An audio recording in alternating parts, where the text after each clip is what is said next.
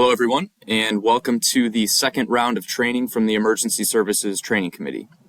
While this is the second round of training, this is the first training that we will be offering via a hybrid learning method with this pre-recorded YouTube series that we've developed.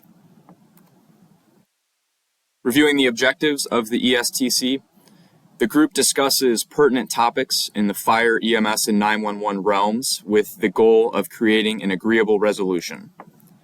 Our goal is also to develop an emergency services training manual that can be used by all three core groups to teach old and new members about the best practices pertaining to our response system in Livingston County.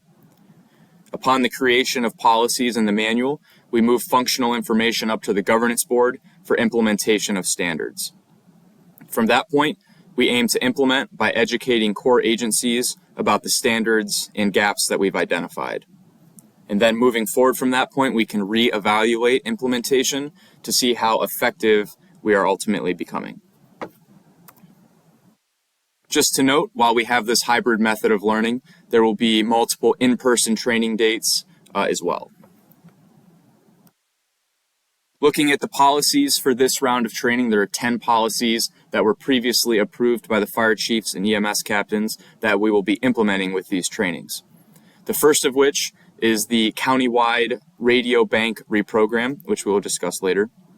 We'll be talking about upgrading fire incidents and jurisdictions, as well as additional incidents and jurisdictions. We'll be talking about non-emergency dispatching and non-emergency public safety use of the radio system.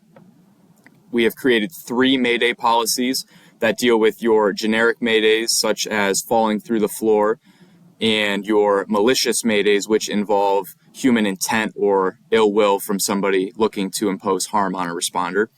And the final Mayday policy deals with unable to reach or the inability to reach a responder via radio or phone.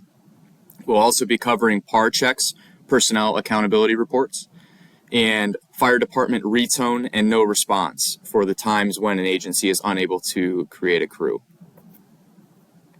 Just one thing to note, housekeeping-wise, despite this being a pre-recorded program, it's nearly impossible to hit on every topic that might arise.